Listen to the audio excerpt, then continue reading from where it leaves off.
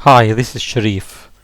Today we are going to discuss how to find the square root without using the calculator with ordinary arithmetic. That's multiplication and division, simply. Before all, we've got to know that when we write root x, this means x under the root 2, which is equal to x to the power half. Usually in case of square root we don't write the 2, but in any other root, cubical or whatever, fourth root, fifth root, we usually write x under the nth root, which is equal to x to the power 1 over n.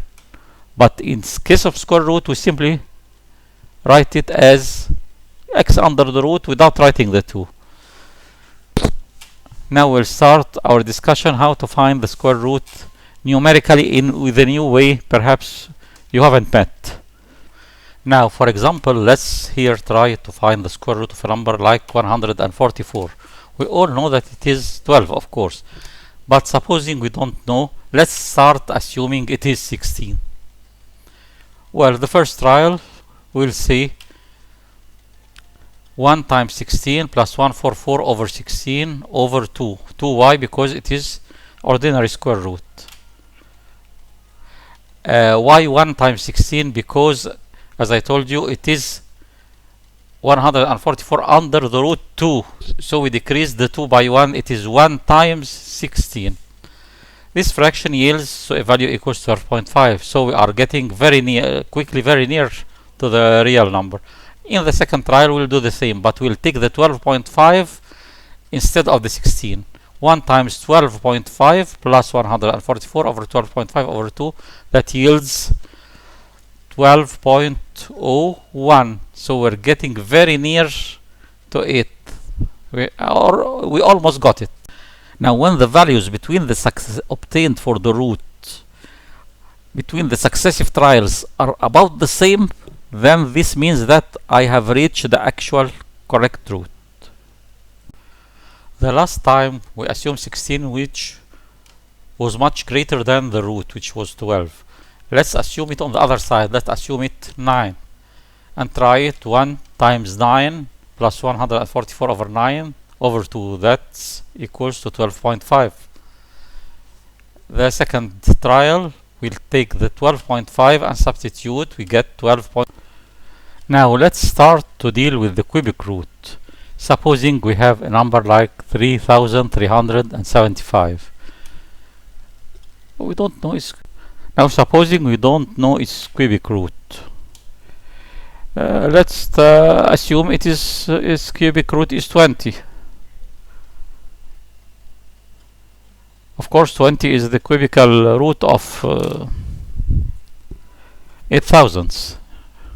But let's assume that to see how our rule works. Applying our rule here, it's 2, 3 minus 1, that's 2 times 20 plus 3375 over 20 square over 3, which is the degree of the root, because it is the cubic root. The result here we get 16.1458. Substituting for 16.15 in the next trial, we get 2 times 16.1458 plus 3375 over 16.1458 squared. We decrease the cubic the root by 1. That's 3 minus 1. That's equals to the power 2 over 3 equals 15.079. I guess here the root is 15, and if the next trial will get exactly 15. Now let's try it on the other side. We have tried 20, which is much more than the root of 3375. Let's try 10. Of course 10 is the cubical root of 1000. And substitute equals 2 times 10 plus 3375 over 10 square over 3. That's equal to 17.916.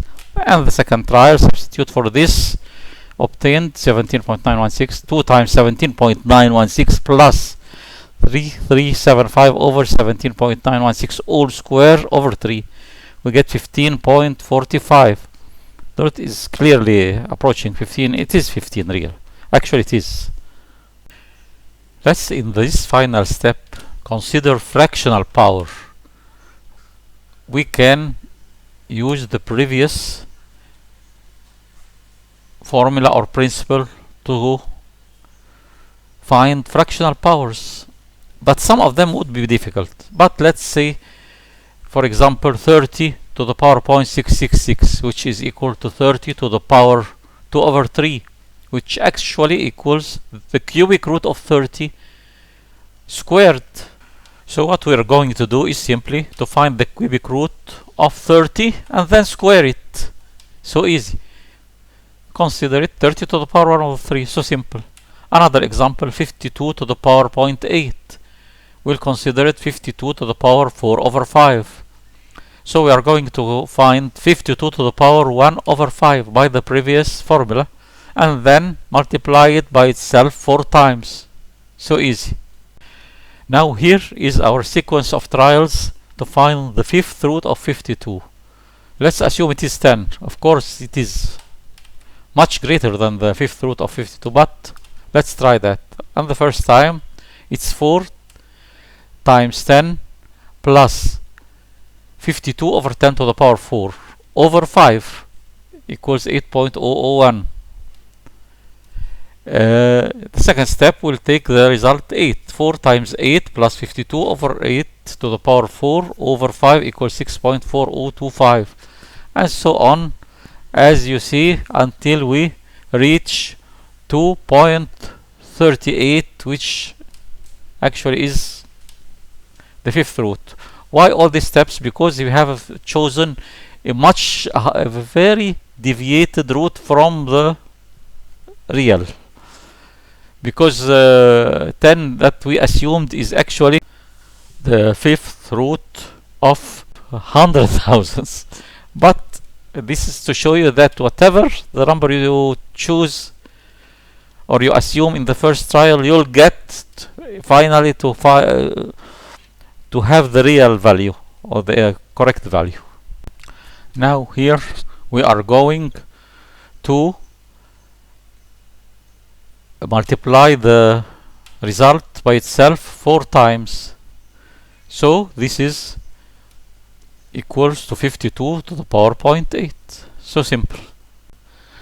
Now let's put what we were doing with pure numbers into a mathematical expression or formula. Now here the a to the power 1 over n, that's the nth root of a. Let's assume that's the ith trial, or the ith plus 1, sorry.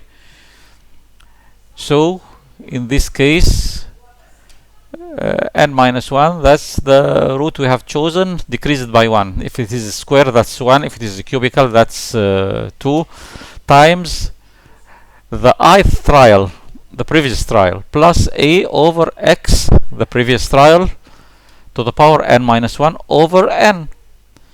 And let's repeat that once and twice and thrice until we get the exact root, and so on. Start moving from the ith plus 1 trial to the I plus 2 trial, I plus 2 with the I plus 3 trial, until we get two successive values not much different or negligibly different for each other. Then we can say we have reached the required root. That's all. Good day. Goodbye.